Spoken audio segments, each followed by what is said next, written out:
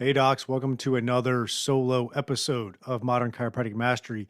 Today I'm bringing you the Business Potpourri show. We did a marketing one a month or two ago, and just some questions that come up, coaching calls, masterminds, Facebook groups. People have good questions or topics, and I wanted to touch on about six of them, 6 or 7 of them today, and just little nuggets of things, one's a tip. We'll start right out. Darcy Sullivan, who is our resident SEO expert, talked about how Google Hours now plays a role in Google search. And for instance, if somebody were to Google you at 5 p.m. on Tuesday, if someone were to Google chiropractor near me or something, some derivative of that, and it was 5 p.m. on Tuesday and you closed at 1 o'clock, they're going to direct to chiropractic offices that are open at 5 o'clock on Tuesday at that time that they are searching. So not a lot you can do about that. Your hours are your hours, but if you have very limited hours, it could impact your Google search. But you can't really finagle that in any way, but just wanted to give you a little update on that. And we do have another episode coming up in a month or two with Darcy on all things new with Google and SEO. So right out of the gates, wanted to touch on that. Another topic we've been diving a lot into, and it is that 2.0 number from Greg Crabtree. For references, you can look at our past catalog, and we've had him on the episode, and we dove into this. He's kind enough to do a 2-hour training for our mastermind group come in February. It's a Zoom training, and we're going to really dive into business financials even more there. But the 2.0 number is, his whole thing is simple numbers 2.0. It's kind of the theme of his 2 books. And it's your overall labor costs. I'm going to keep it simple as it pertains to this. And you can definitely reference the podcast I had with him or read his book. But essentially, your overall labor cost is going to be divided with it's going to be a division with labor. Sorry, let me redo that, Becky. Your 2.0 number, your overall labor cost is going to be a math situation. I'm just going to use easy numbers. Let's say your revenue for a year in your business is 500,000. You would divide your overall labor costs, and I'll break that down in a second, to get that number. And so to be around 2.0, he says 1.9 to 2.1, but for the sake of argument, 2.0, that means your overall labor costs should be about $250,000 a year, right? So that's the math. 500,000 divided by 250,000 is 2.0. So to have a business, a chiropractic practice, and this is all businesses, but for the sake of our topic, to have a chiropractic practice, if your revenue is 500,000, it should be about $250,000 in overall labor costs. If it's too high, it's going to be hard for you to be profitable like you should be. We know a lot of very busy, high revenue clinics that do not have the profits that it should, and they could be payroll heavy. On the flip side, if you're very payroll light, you might be running your team hot. You might be burning out your employees, and you don't have enough team to sustain the business that you have. And so you got to be careful on that direction as well. Overall labor cost is going to be your payroll, your employer's taxes, if you've got benefits for them, all those, if you match the 401k, your pay, not your profit distribution, but what you do pay yourself. And one of the things he talks about is you need to pay yourself a competitive salary of what it would cost to have a chiropractor run your practice without you. If you weren't treating patients, what would that be about?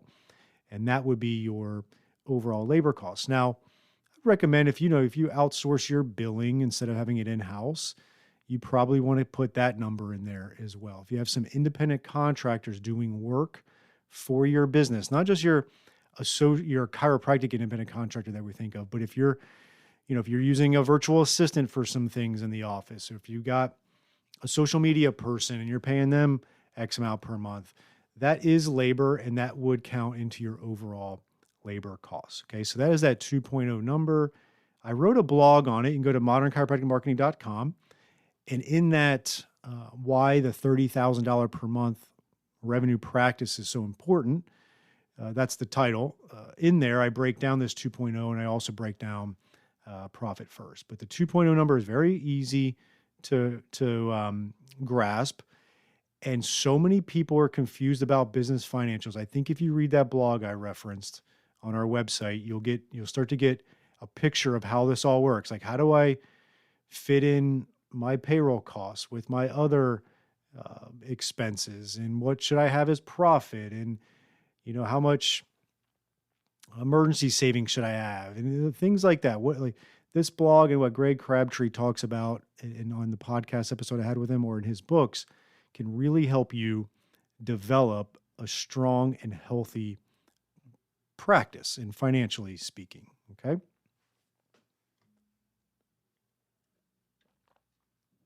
Next little topic is, it's been in our Facebook a few times recently. There is a lot of Facebook scams going on. Everybody's getting these damn direct messages about your account. It's going to be shut down. It's all this crazy stuff. Those are scams. Ignore it. I highly recommend going into our Facebook group, Modern Chiropractic Marketing.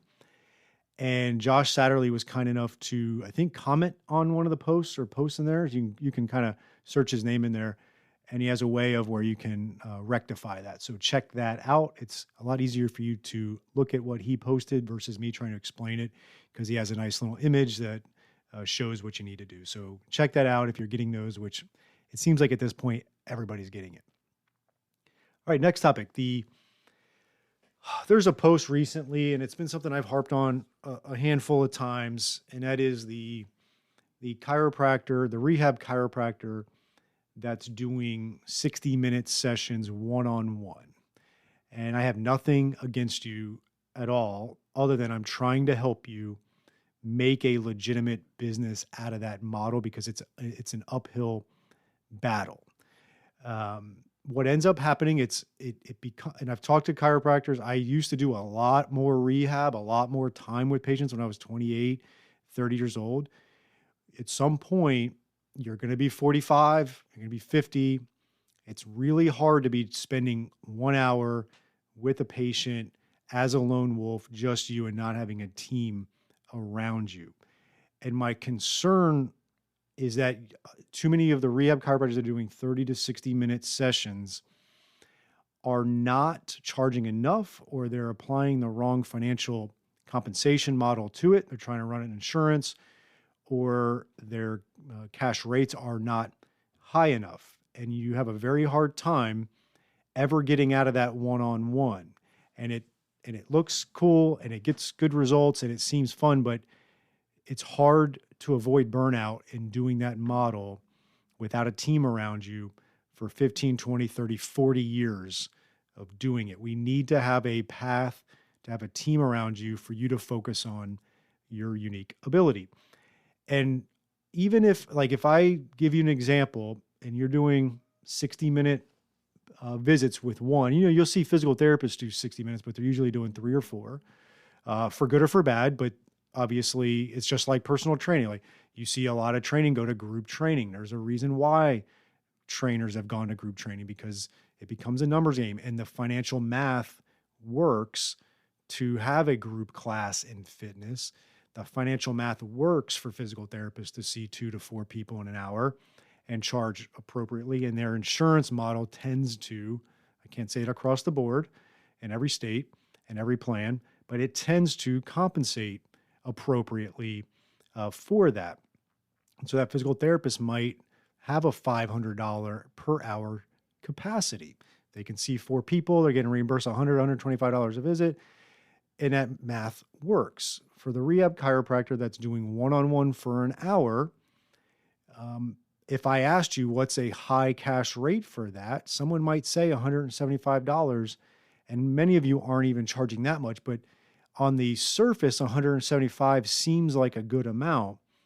But with inflation, cost of running a business, cost of your personal lives, cost of everything going up, being only able to make $175 an hour may seem okay if you're a lone wolf, But it really gets tricky if you start to want to expand into a bigger office and more rent, to have a front desk person, pay yourself six figures, which you deserve, which is a professional wage as a doctor that's gone through 8 years of school.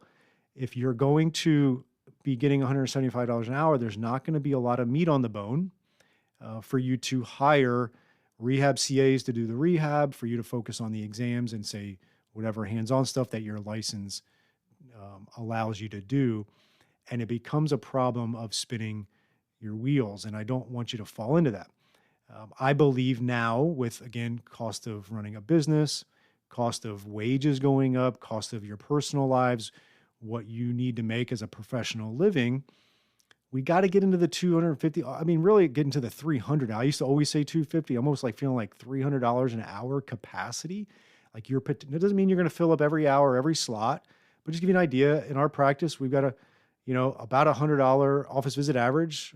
We have a high cash rate, and we have personal injury in Florida that pays pretty well. We're not a big PI, but it's enough to where it's kind of increased our office visit average. And I can see 5 people in an hour with my team and myself.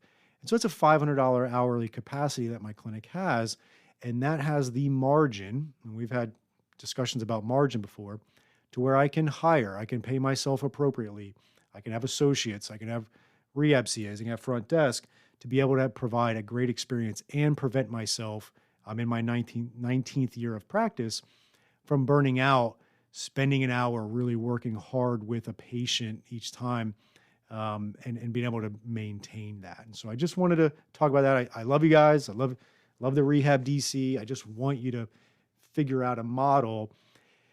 And then on the flip side of that, it's like, if you decide to charge a lot of money, $300 an hour for a session, and you decide you're not going to fall victim to the commoditization trap, or you're going to sell a large cash package for this, which I know that there's trends towards that.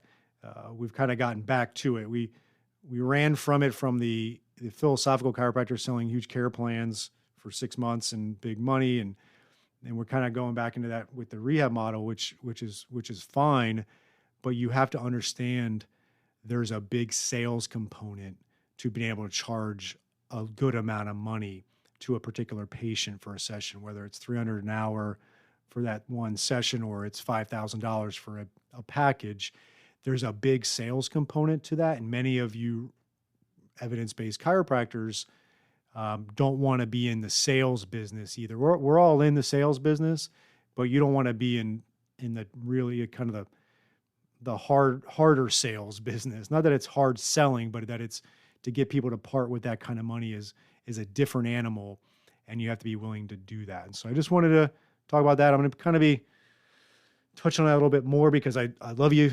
I love you, Rehab DCs, and I just really want you to thrive and do well for many years, not just when you're 28 and a lone wolf. You need to be thinking long-term, okay?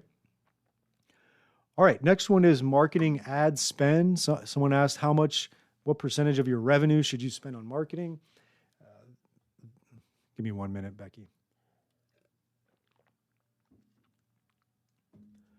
There's the blanket 10% number that a lot of marketers will throw out there, or business leaders will talk about. You should spend you should spend 10% of your revenue on marketing. And for most businesses, that's about where it's at.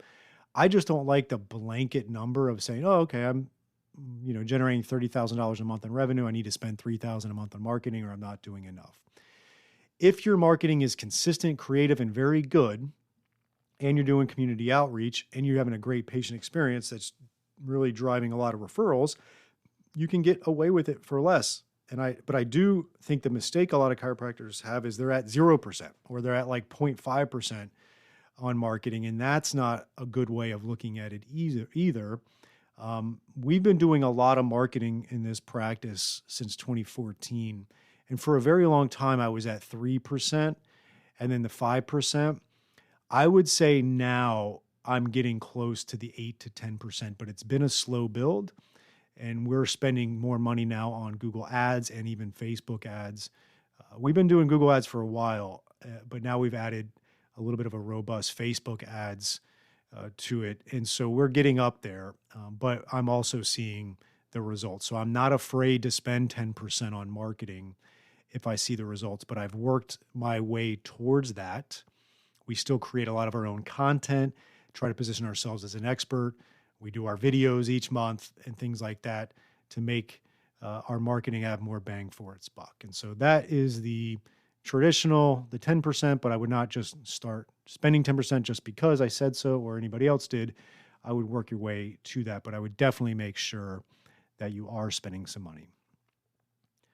Okay, next is commercial real estate. Is it good to buy my office space? I was fortunate enough to do that in 2013, and it's been a very, very, very good thing for me. It's helped drive more revenue and profits for my practice, and it's appreciated considerably for me in 11 years, and I'm very grateful for that. It was a very high risk at the time. Didn't have kids. I was willing to take that risk, but it just really worked out. But it's not always the best thing. I'm not going to dive into it as a full topic. I probably should have a guest on at some point. But a couple things. I was having this conversation with a client. You don't want to sacrifice your practice for the real estate, meaning you don't want to get into some mortgage with all the property taxes and all the other things that come with it. That's going to then really impact your cash flow, right? If your rent at your place now is, you got 1,800 square feet and your rent is $3,000 a month, and then you're going to try to buy a space that's 2,500 square feet, and it's going to end up costing you $6,000 a month all in because the interest rates are high and there's a lot of different moving parts. You don't want to make sure that increase in $3,000 a month is going to really impact your practice and really drain the cash flow of that. And so now you got this asset that, may appreciate, but you're struggling and you're building up debt in your practice because you're having cash flow issues. So you got to look at that. The other thing is like sometimes you may be okay and afford all the real estate, and that's not the problem, but you move into a different part of town and it's just not the same part of town, and now your practice starts to decrease in revenue. So that's a problem. Like you don't want to make a decision that's going to really impact the growth of your practice. So you got to look at all the angles. And the main point of me bringing this up is that overall commercial real estate, especially when your practice can pay the mortgage because you got to pay the rent anyway, and it is all lines up and is congruent like it has been for me and it has been for many chiropractors, it's amazing. But you got to make sure it really all lines up and that you're in a good part of town still. You've got the square footage that is not too little, not too much. I've seen people buy too little square footage and grow out of it, and that's hard. And I've seen people buy way too much more than they can handle, and that's a problem, and that creates cash flow issues. And so just make sure that the office real estate is going to really help grow your practice, and it's going to be a good asset for you. And that's when it's a great decision for you long-term for your business and for your retirement. All right, last but not least, someone asked, debt-free versus bank loan or debt to get a practice going and starting and stuff like that. And I'm not an expert here. I'm just going to give you a kind of a couple things, but it's not going to be a full effort because I hate telling people to take on debt.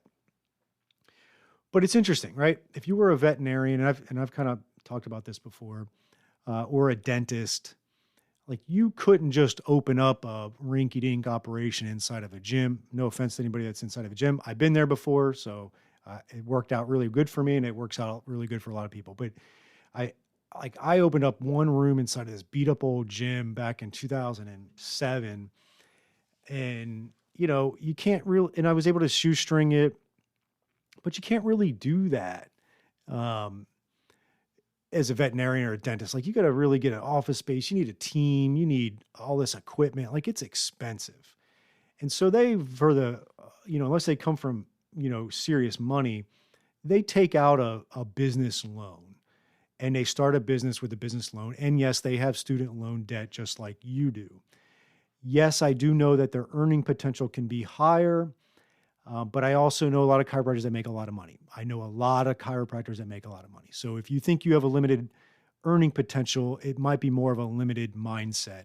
And that's something that MCM we're trying to get chiropractors to overcome, because we've all been there. But I know a lot of chiropractors doing very well, doing better than vets and even better than some dentists. But yes, I know that the potential earning ceiling for them can be considerable, but they're taking on debt to open up a legitimate business that is nice, that has nice equipment, that is a good experience when people walk in, and they feel like they're going to see a doctor. You wouldn't go to your veterinarian if they were running an operation at the back of a CrossFit gym, right? Again, nothing wrong with the chiropractor that's in the CrossFit gym, but you get the point. And so they're forced to take on a loan to open up a legitimate operation right out of the gates.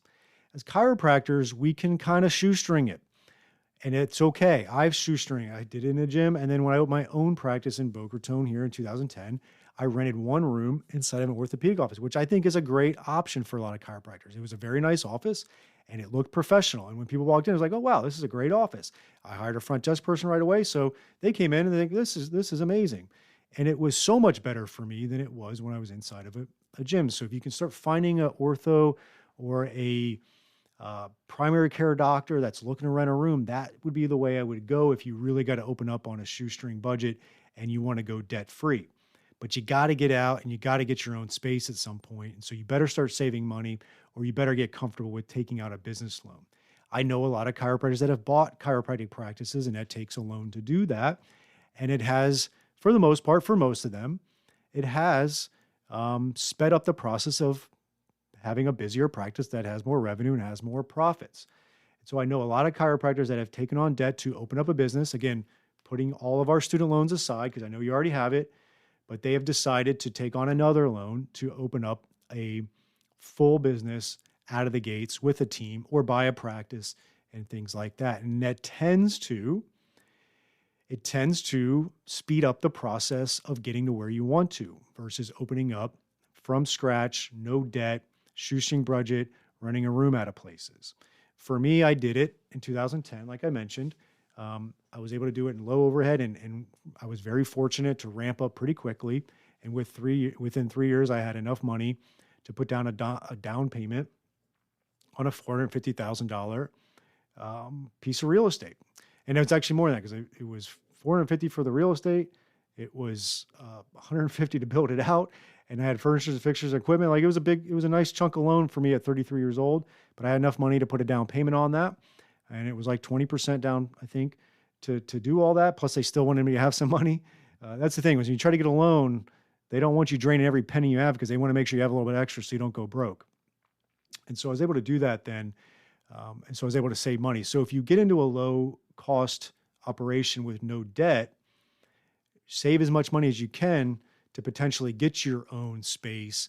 And at that point, when you feel like you've got some liquidity and some stability, and your business actually is growing and could sustain your a new office space that you're renting or buying, whatever, then that's where it makes sense to take out that. And that's just my thoughts on it. I don't have a yes or no on it. I know people have done both with each, but it's not wrong to take on a small business debt to actually open up or buy or grow a practice faster. Okay.